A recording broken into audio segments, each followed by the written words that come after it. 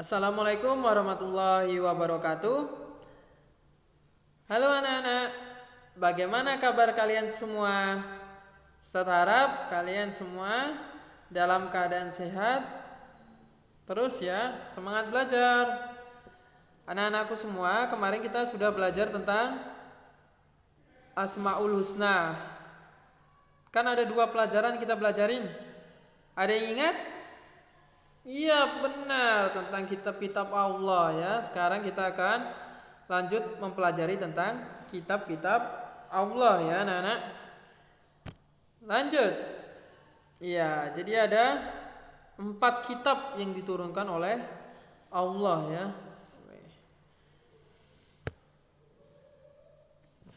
Jadi ada 4 kitab yang diturunkan oleh Allah.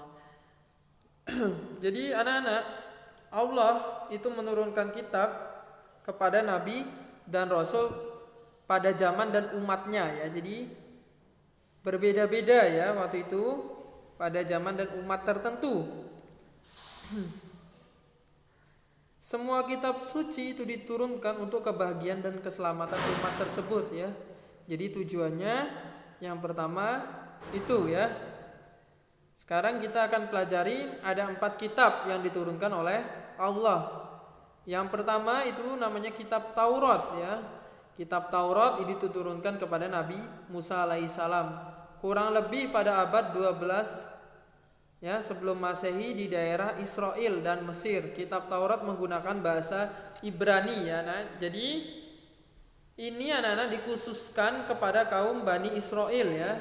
Kitab Taurat ini dikhususkan kepada Bani Israel dan juga ada isinya yang bagus tentang isi 10 perintah Tuhan itu anak-anak. Di situ sudah ada dikandungkan di isinya itu tidak boleh membunuh ya, itu mencakup dosa-dosa besar. 10 perintah Tuhan, tidak boleh membunuh, tidak boleh meminum minuman keras ya, tidak boleh berzina, itu sudah ada di yang pertama ya di kitab Taurat ya. Selanjutnya ada kitab Zabur ya anak-anak. Kitab Zabur ini diturunkan kepada Nabi Daud ketika beliau menduduki tahta sebagai raja Bani Israel. Ini pada abad 10 ya di tanah Kanan ya. Lanjut, yang ketiga adalah kitab Injil ya. Kitab Injil itu diturunkan kepada Nabi Isa pada sekitar abad 1 di daerah Yerusalem ya. Dalam bahasa Yunani Injil berarti kabar selamat, pelajaran yang baru atau kabar gembira ya. Jadi anak-anak bahas sebentar tadi saya lupa. Kitab Zabur itu berisi tentang pengajaran doa, zikir dan segala macam dan hikmah.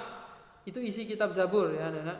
Lanjut ke Injil ya anak-anak. Nah, di Injil ada pelajaran baru yaitu tentang kabar gembira. Jadi dari kitab-kitab ini selalu melakukan penyempurnaan seperti itu ya. Yang terakhir ada Al-Quran ya anak-anak. Al-Quran itu diturunkan kepada Nabi Muhammad pada abad 6 Masehi di Mekah. Insya Allah ini dia tahu. Peristiwa turunnya Al-Quran disebut Nuzulul Al-Quran ya.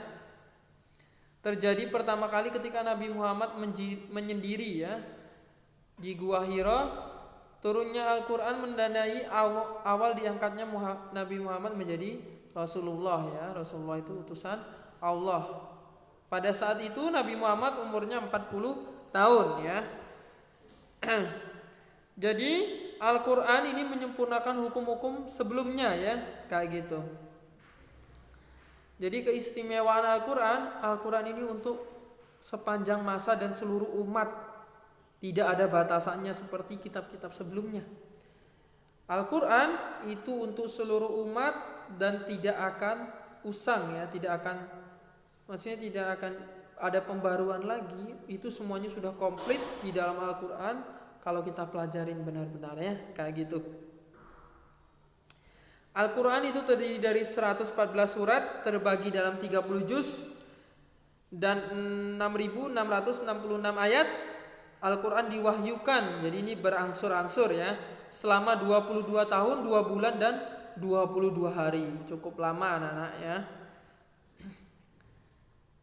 Al-Quran itu disebut sebagai rahmat bagi alam semesta atau disebut rahmatan lil alamin ya, kayak gitu. Seperti itu ya anak-anak. Jika ada yang bingung bisa ditanyakan ke Ustadz ya anak-anak.